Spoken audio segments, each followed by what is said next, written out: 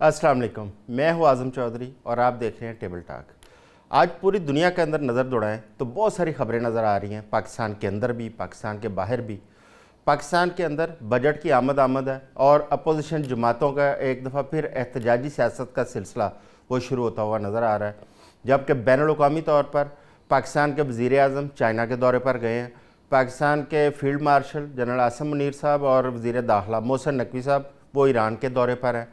और दूसरी जानब अमेरिका जो कहा जा रहा था कि इंडिया के बहुत वो उनके दरमियान इख्तलाफात पैदा हो गए हैं और वो इंडिया को बार बार कोई हजीमत उठाना पड़ रही थी। आज हमने देखा कि अमरीकी वज़ीर ख़ारजा मार्को रूबियो वो भारत के दौरे पर हैं।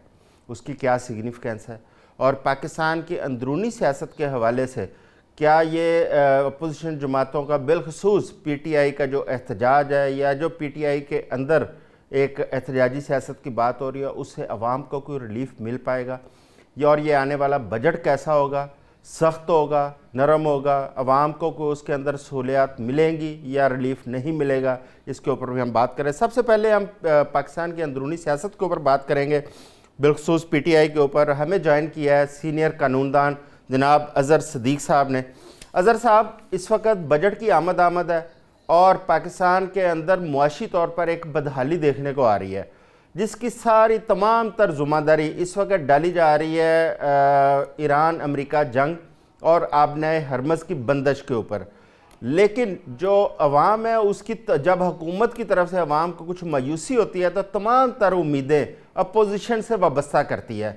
लेकिन अपोजिशन भी इस वक्त हमें मुंतशिर नज़र आ रही है, किसी एक पॉइंट के ऊपर मुत्तफिक नज़र नहीं आ रही। और बिलखसूस PTI के अंदर एक धड़ा कह रहा है कि एहतजाज की तरफ जाना चाहिए जबकि दूसरा धड़ा अफ़हाम व तफ़हीम की बात करता है। क्या ख्याल है इस अवाम के मसाइल के हल के लिए PTI की कौन सी पॉलिसी ऐसी है जो अवाम को फ़ायदा दे सकती है? बहुत शुक्रिया। हातम ताई बने फिरते हैं ईमानों के लोग।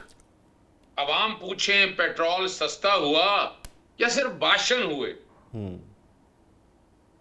हुकूमत कहती है खजाना खाली था बहुत मगर गरीब के हिस्से में सिर्फ महंगाई आई बहुत। हातम ताई के सखावत के किस्से पुराने हो गए। यहां तो टैक्सों के बोझ से लोग दीवाने हो गए। अवाम चीख उठे कि ये कैसा निजाम आया है, हर लीटर पेट्रोल पर नया अजाब आया है। जरा समझाने के लिए बहुत जरूरी है जी।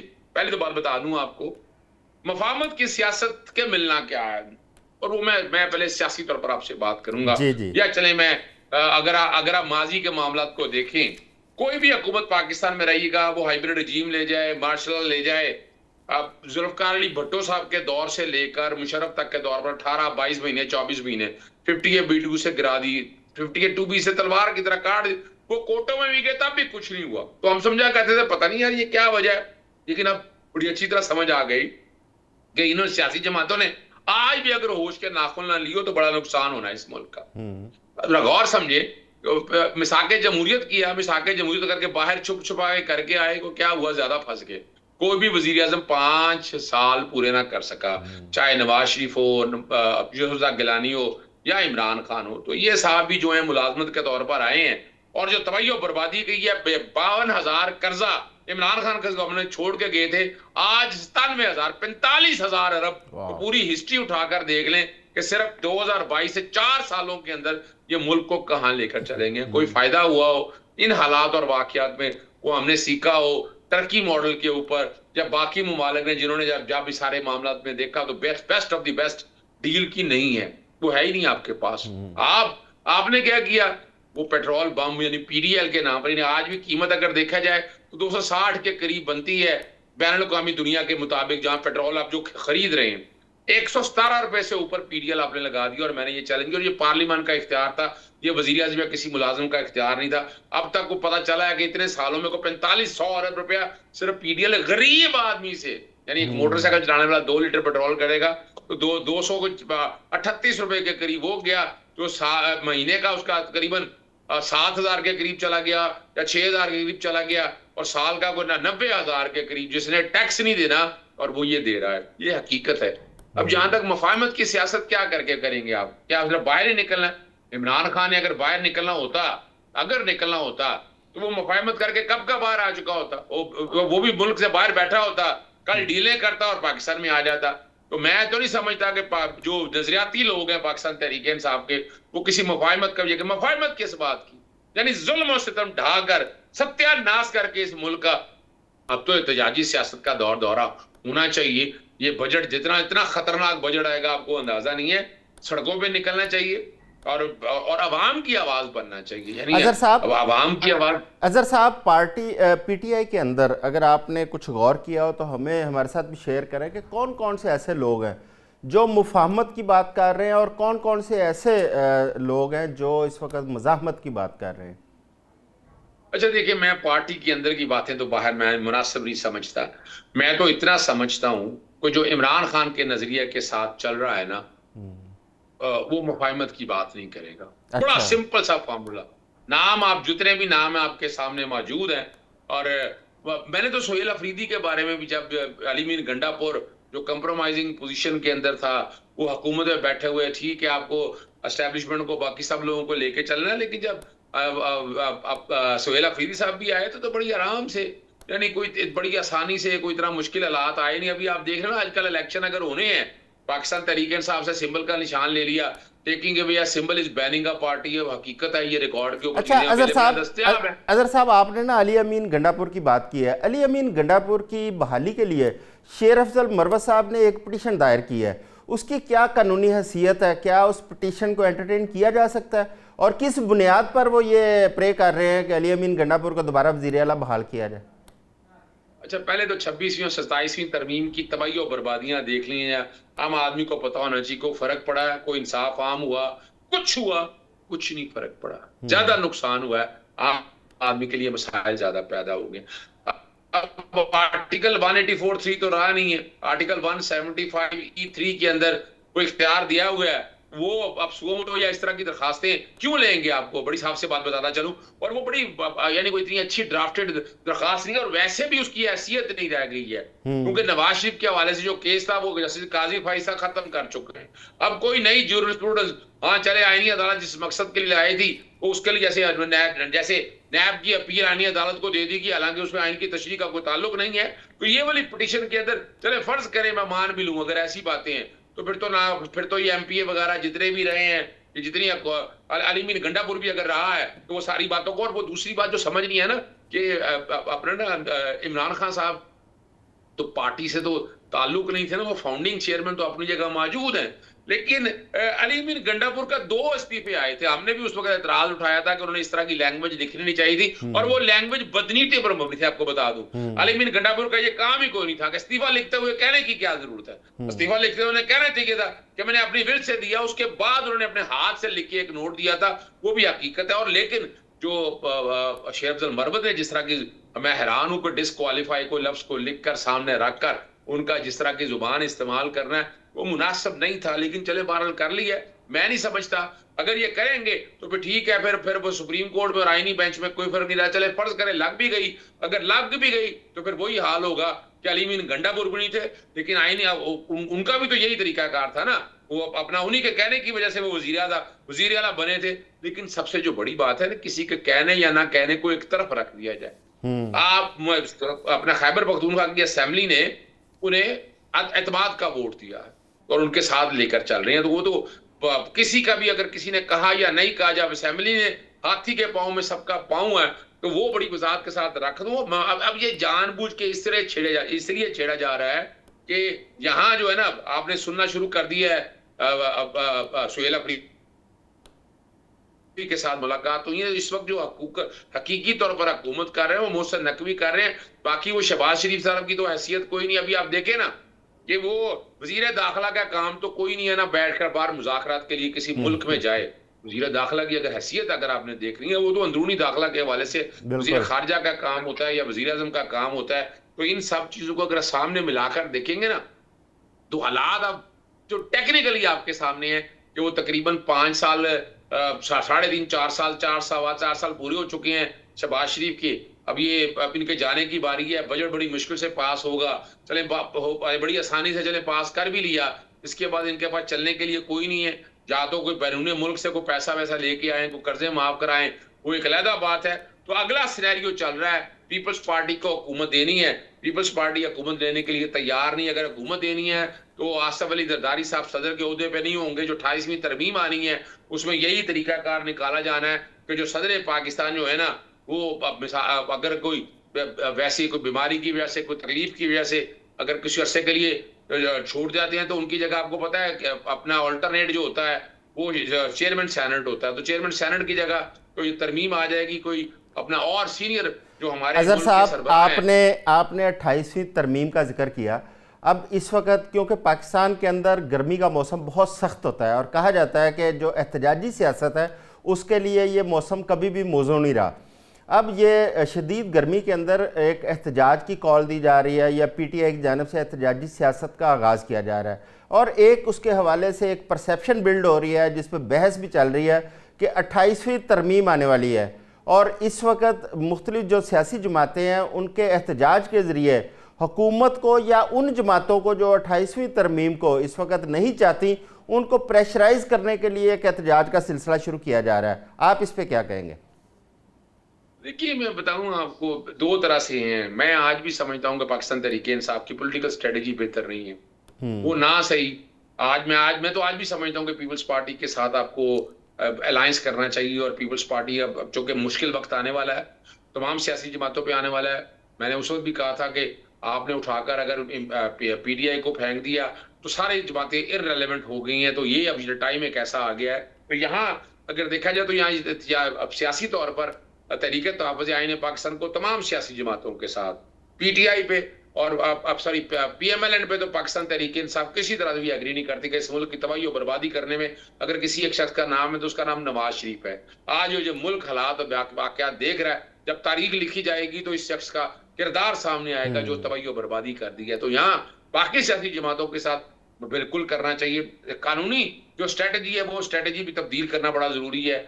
आपको अदालतों में प्रेशर डालने के वाले से अदालतों में आकर धरने देंगे, एहतजाज करना पड़ेगा, पार्लियामेंट के बाहर आना पड़ेगा, पार्लियामेंट के अंदर हर असेंबली के सामने, हर हाई कोर्ट के सामने, हर सेशन कोर्ट के सामने, वफाकी आईनी अदालत में, सुप्रीम कोर्ट के सामने आपको एक टोकन एहतजाज के तौर पर, भूख हड़ताल के तौर पर, जब तक आप ये काम नहीं करेंगे, अब चूंकि रह कुछ नहीं गया।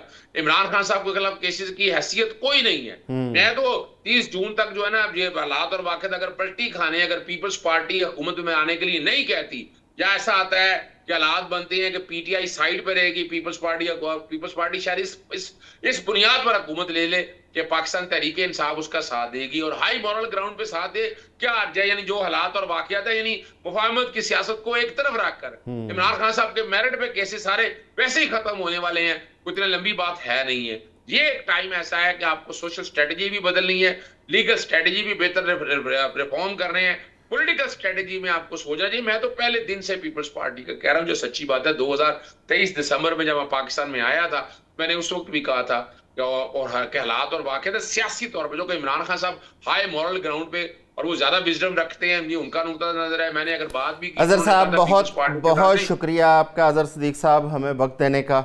अभी वक्त हुआ है एक शॉर्ट ब्रेक का। ब्रेक के बाद आते हैं, हमारे साथ रहिएगा। Welcome back. आज पाकिस्तान के साथ साथ पूरी दुनिया के अंदर हमें बहुत सारी डेवलपमेंट्स देखने को आ रही हैं। पाकिस्तान के वज़ीर आज़म चाइना के दौरे पर हैं।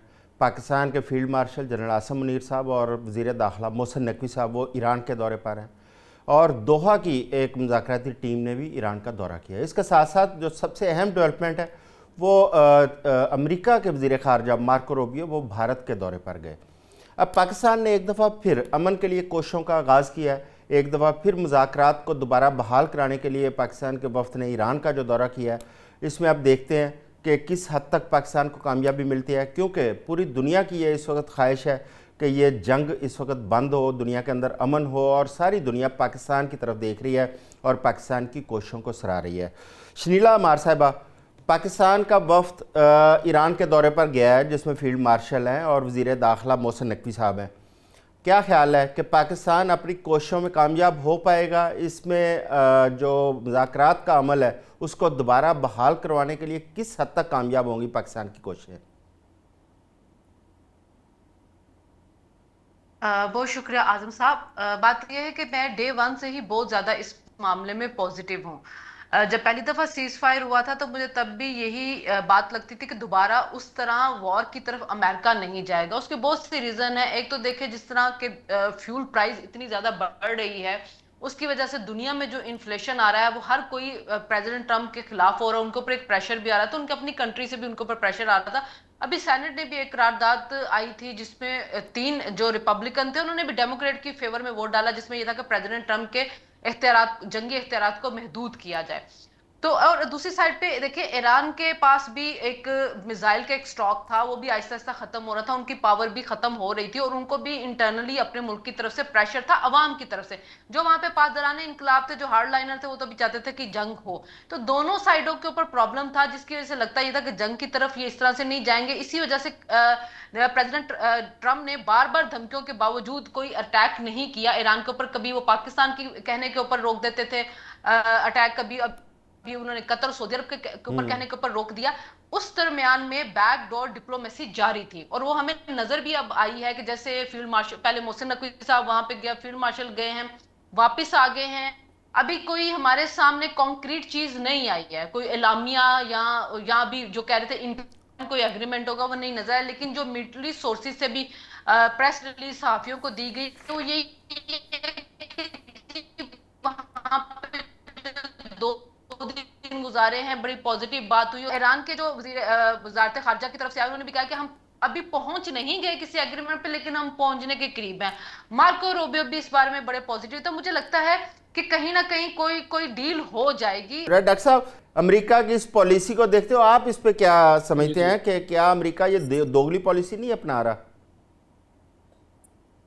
जी आजम साहब, देखें डोनाल्ड ट्रंप जो है ना वो पहले ही दिन से उसने कैरेट एंड स्टिक की पॉलिसी जो है ना वो अपनाई हुई है ईरान को लेके। हालांकि दुनिया के अंदर जो डिप्लोमेटिक नॉर्म्स होती हैं ना, डिप्लोमेसी के अंदर आप थ्रेट्स को लेकर नहीं आते हैं। ये ऐसे नहीं होता कि आप गुफ्तगू करने जाएं और आपने अपने ब्रीफ केस के अंदर साथ में एक गन भी रखी हुई हो कि मेरी बात मान लो वरना ये गन तो मैं चला ही दूंगा। तो डिप्लोमेसी कभी ऐसे होती नहीं है। लेकिन डोनाल्ड ट्रंप की जो उस्ताद तबा है ना, वो उसको ये मजबूर करके रखती है कि अल्टीमेटली एक तरफ वो आपको इस बात के ऊपर नजर आएगा, मतलब उसकी ये कोशिश है कि किसी तरह से डील पे पहुंचा जाए और वो डील जो कि ओबामा से बेहतर डील हो और जिसको वो ये समझता है कि ये वो डील है जो कि ईरान ने मुझको दे दी है। आप देखें कि जब से भी ये डील्स का उसने सिलसिला शुरू किया है, बार बार एक धमकी देना और फिर वापस डील की तरफ आ जाना, फिर धमकी देना, फिर डील की तरफ आ जाना, ये इस बात के ऊपर दलालत कर रहा है कि बुनियादी तौर पर डोनाल्ड ट्रंप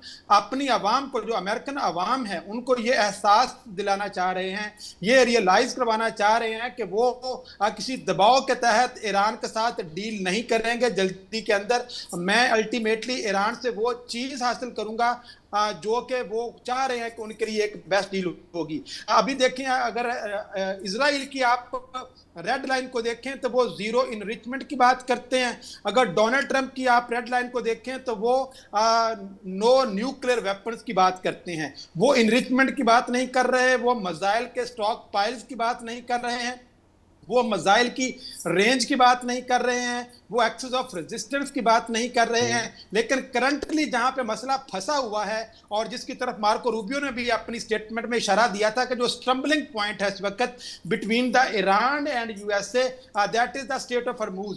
के स्टेट ऑफ हॉर्मूज के ऊपर ईरान को जो फ्रीडम ऑफ नेविगेशन है उसको ईरान वायलेट कर रहा है और अल्टीमेटली फ्रीडम ऑफ नेविगेशन को यूनाइटेड नेशंस के कन्वेंशन के मुताबिक वहां पे बहाल किया जाएगा। लेकिन ईरान ये कहता है कि जब आप इंटरनेशनल लॉ की बात करते हैं या इंटरनेशनल नेविगेशन फ्रीडम की बात करते हैं तो वेनेजुएला के अंदर आपने कौन सा आलमी कानून जो है वो अप्लाई किया, क्यूबा के अंदर आप किस कानून के तहत चढ़ाई कर रहे हैं, और गजा के अंदर इजराइल जो कुछ कर रहा है, वेस्ट बैंक के अंदर जो इजराइल कर रहा है वो किस कानून के तहत कर रहा है। कि जब ये फ्लोटीला जो है वो समुद्र फ्लोटीला को रोक लिया गया और वहां पे इंटरनेशनल वाटर्स के अंदर उनको अगवा कर लिया जाता है, तमाम उनको डिटेन कर लिया जाता है और उनके हाथ पीछे बांध लिए जाते हैं।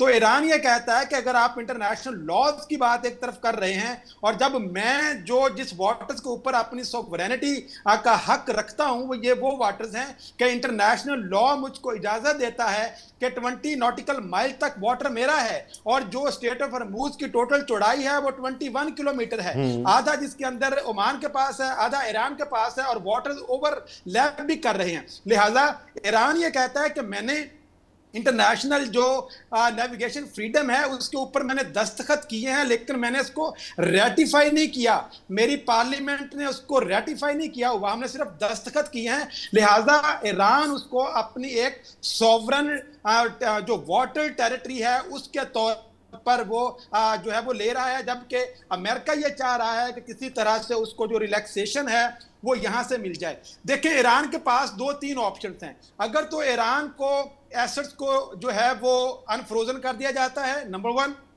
उनके ऊपर जो प्राइमरी और सेकेंडरी सैंक्शंस हैं उनको अपलिफ्ट कर दिया जाता है, नंबर 2, और जितने भी उसके एसेट्स दुनिया के अंदर हैं और इस जंग के अंदर जितना उनका नुकसान हुआ है, जो कि तकरीबन $170 बिलियन तक का कहा जा रहा था ईरानियन गवर्नमेंट की तरफ से, उसकी किसी तरीके से अजाला किया जाए। अब वो अजाला टॉल्स की शक्ल में होता है स्टेट ऑफ हॉर्मुज पे, प्राइमरी या सेकेंडरी सैंक्शंस को अपलिफ्ट करके किया जाता है, या फिर उनके जो एसेट्स फ्रीज हैं दुनिया के अंदर उनको अनफ्रीज करके किया जाता है।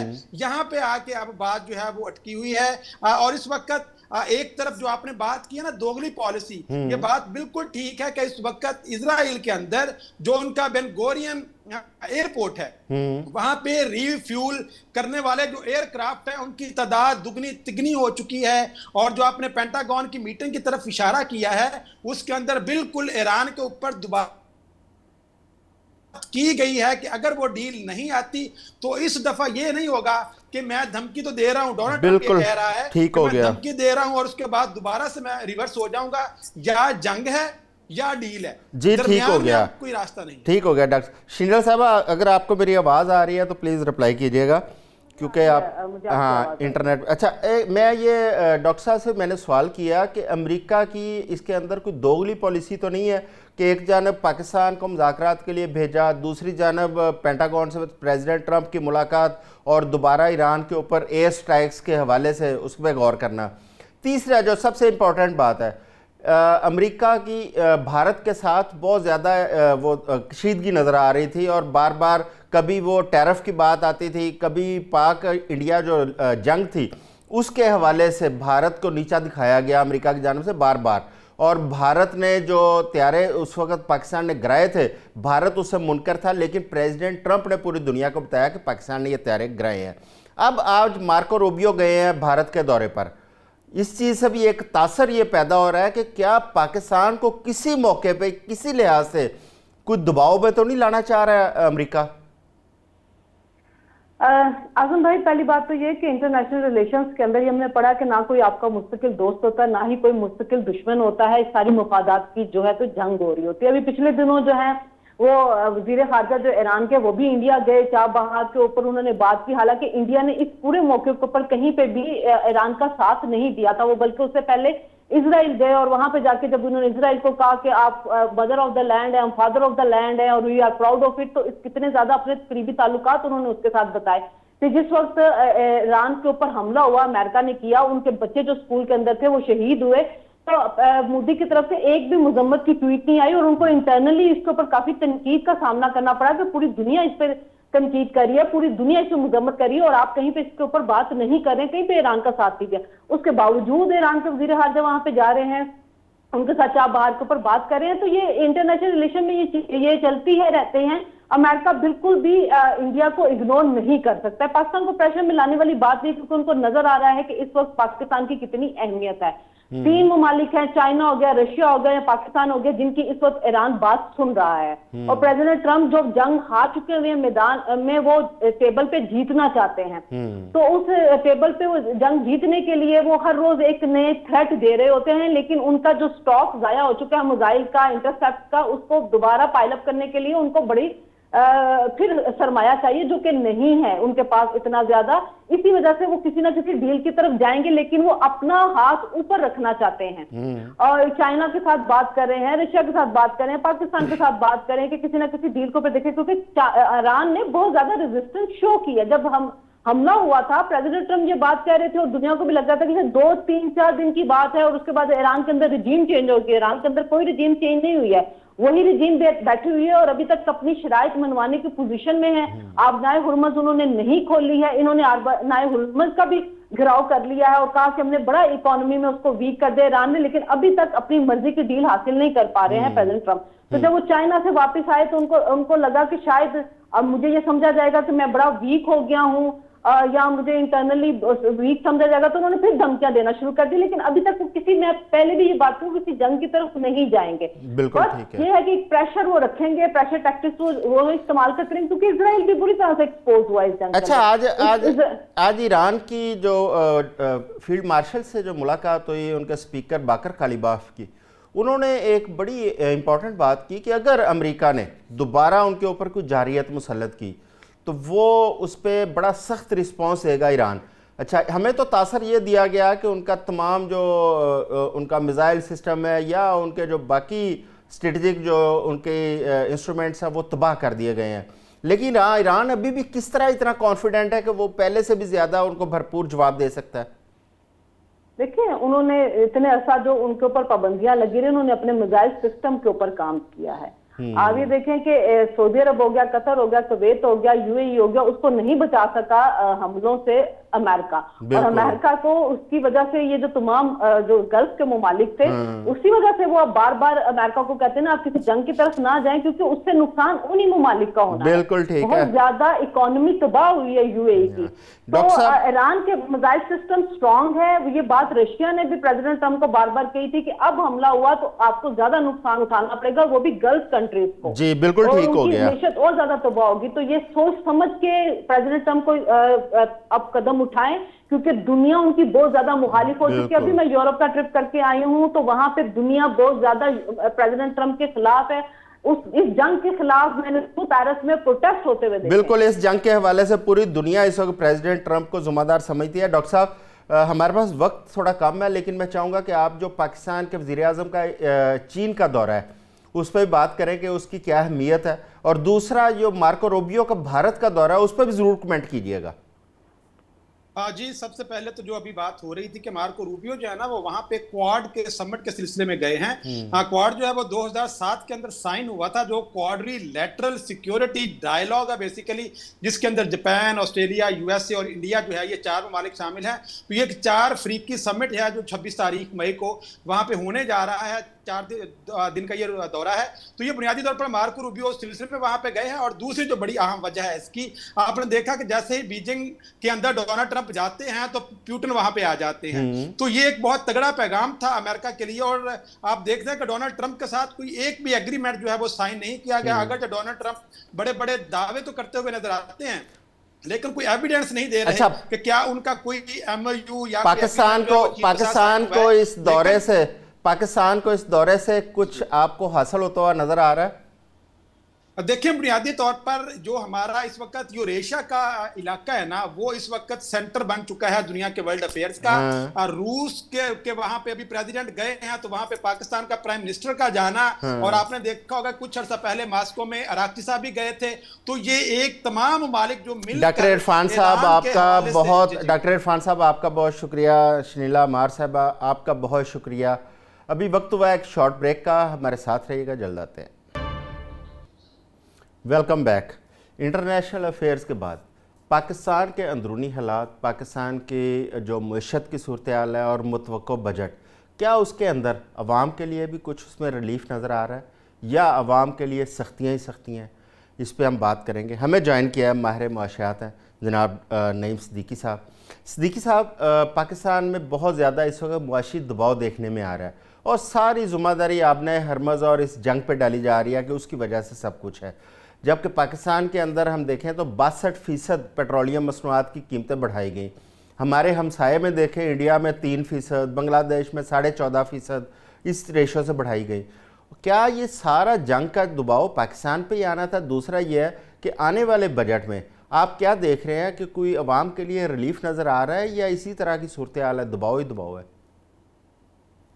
बहुत शुक्रिया आदित्य जी साहब।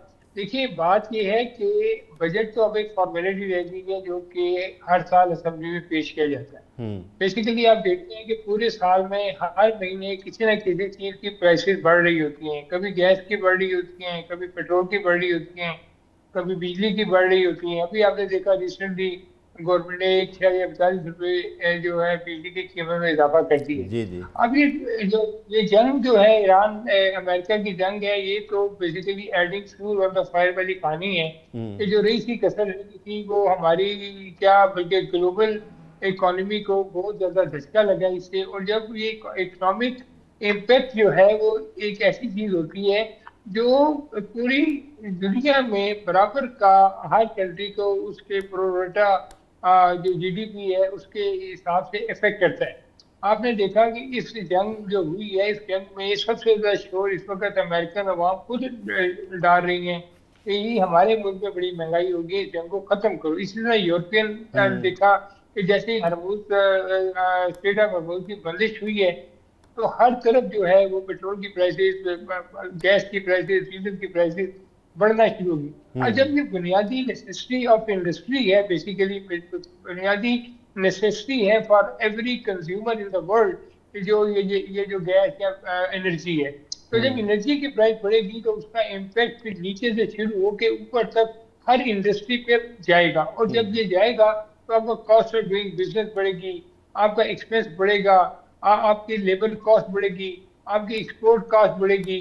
जब जब चीजें होंगी तो इसमें पाकिस्तान की तरफ जब हम आते हैं सारे सिनेरियो को देखते हुए, तो पाकिस्तान तो ऑलरेडी पिछले कई साल से अपनी इकोनॉमी के लिए स्ट्रगल कर रहा है। आप देखिए हमारी एक्सपोर्ट बिल्कुल नहीं बढ़ रही, हमारी डोमेस्टिक जो बिजनेसेस हैं वो भी इस वक्त अगर आप हकीकत में छोटे दुकानदारों को देखें या छोटे सरमायाकारों को देखें तो वो बड़ी इंडस्ट्री के ना चलने की वजह से, उनकी प्रॉब्लम होने की वजह से, उनकी इकोनॉमी को दरपेश मसाइल की वजह से हर बंदा इस वक्त परेशान है। और जिस तरह हुकूमत ने टैक्सेशन को बढ़ाया है और जिस तरह हर जगह टैक्सेशन बढ़ती जा रही है और आइंदा आने वाले बजट में भी 400 अरब रुपए के नए टैक्स लगाने की बात हो रही है।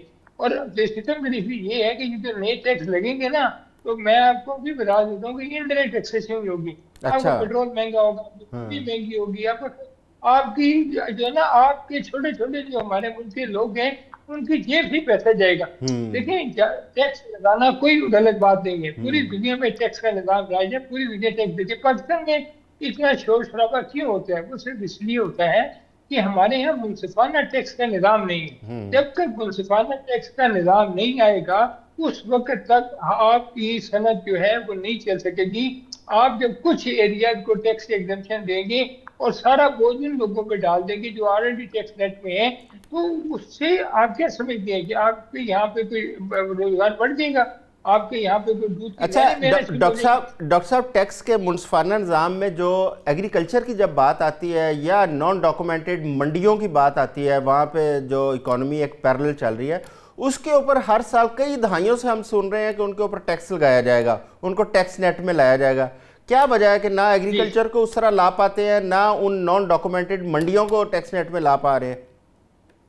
देखिए सर, यही मैंने इनडायरेक्टली मैंने इसी तरफ आपको पहले इशारा किया कि मुनसिफाना निज़ाम नहीं। अब IMF जो है, ये जो बजट आ रहा है ना, पहले भी जो बजट आ रहे थे वो IMF ड्रिवन बजट है। IMF का अभी वफद आया हुआ था, वो 2-3 दिन पहले गए। उन्होंने ये बात कही है कि आप रिटेल और ट्रेड टैक्सेशन थ्रू डॉक्यूमेंटेशन करें, थ्रू POS करें, इसको डिजिटलाइज करें, इसको सिस्टमाइज करें। इसके अलावा उन्होंने ये कहा कि जब एग्रीकल्चर सुबह गए कि वो इन्फोर्समेंट करें एग्रीकल्चर टैक्स के अंदर।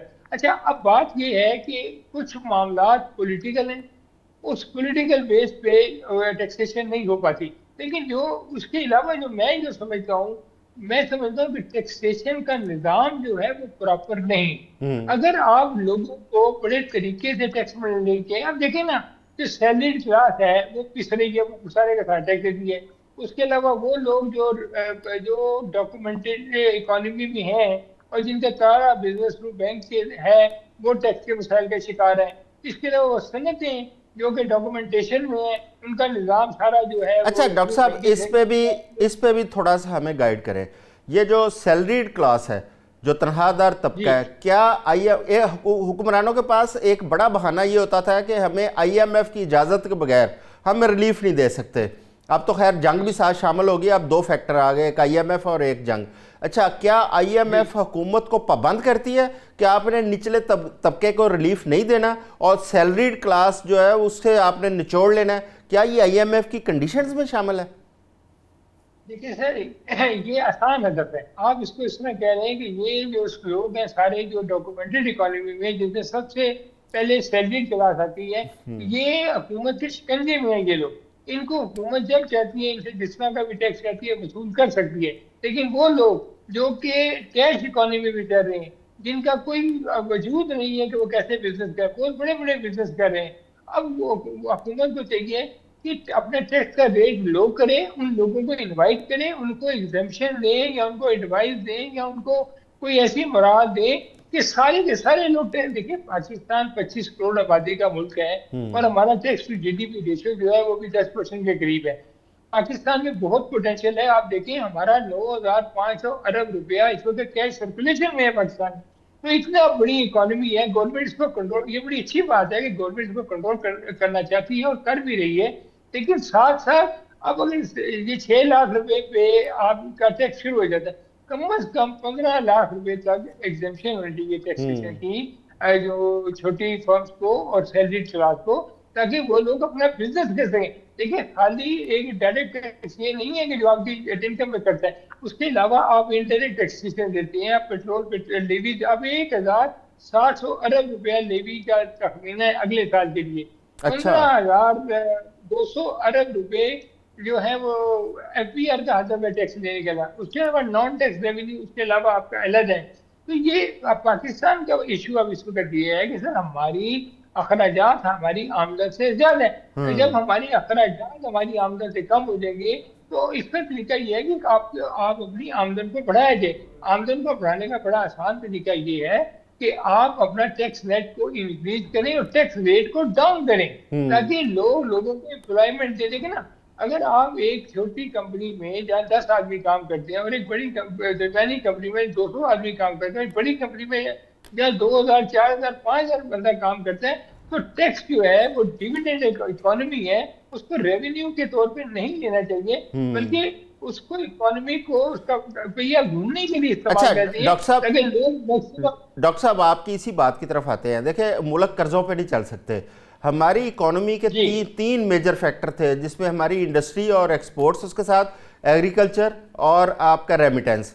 अब ये 2 फैक्टर उसके अंदर हमें इस वक्त बिल्कुल मुतासर नज़र आ रहे हैं, एक इंडस्ट्री और एक एग्रीकल्चर। और जो हमारा फॉरेन रेमिटेंस है उसके अंदर भी हमें आगे खदशात नज़र आ रहे हैं। तो इसको कैसे बेहतर किया जा सकता है कि पाकिस्तान की अपनी जो इनकम जनरेशन है वो इतनी हो कि पाकिस्तान को कर्जों के ऊपर इन्हिसार ना करना पड़े?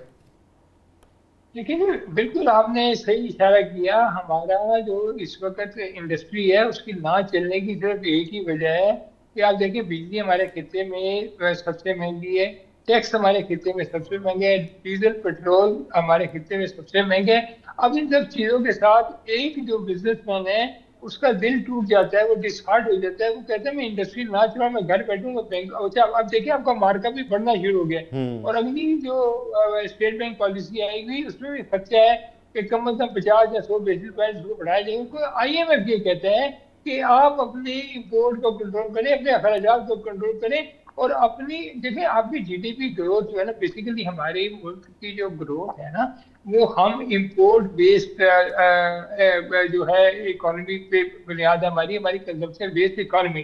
और जब कंजम्पशन बेस्ड इकोनॉमी है वहाँ इंपोर्ट बढ़ती है, जब इंपोर्ट बढ़ती है तो हम कंज्यूम करते हैं तो इन्फ्लेशन, जब ये इंपोर्ट बढ़ती है तो हमारी फॉरेन पेमेंट जो है वो जो हमारा ट्रेड डेफिसिट है वो बढ़ता है और हम जो है हमारी इकोनॉमी हीट अप होना शुरू हो जाती है, तो वो उसको कहते हैं कंट्रोल करें। लेकिन हमारी मेजर एक्सपोर्ट जो है वो इंपोर्ट बेस्ड है, तो जो चीजें हम इंपोर्ट करते हैं फिर हम अपनी कॉटन भी इंपोर्ट करते हैं, केमिकल भी इंपोर्ट करते हैं, उसके बाद हम वैल्यू एडिशन बना के एक्सपोर्ट करते हैं। तो जब हम इंपोर्ट पे कंट्रोल करेंगे तो हमारी एक्सपोर्ट मुतासर होगी। फिर क्या होता है, आप देखें कि 2 साल पहले बैंकों में 21,000 अरब रुपया आता, अब बैंकों में 36,000 अरब रुपया प्राइवेट लोगों का पड़ा हुआ है लोग कारोबार नहीं कर रहे। वो कहते हैं कि यार हम बैंकों के दो में मिलते हैं, हम वो ले लें।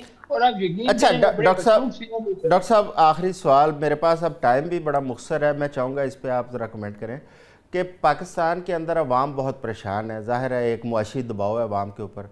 क्या कोई ऐसे इंडिकेटर आपको नज़र आ रहे हैं कि ये मईशत बेहतर हो जाएगी और अवाम को कोई रिलीफ मिल सकता है? कोई इंडिकेटर आपको नज़र आता हो चले अवाम की खुशखबरी के लिए?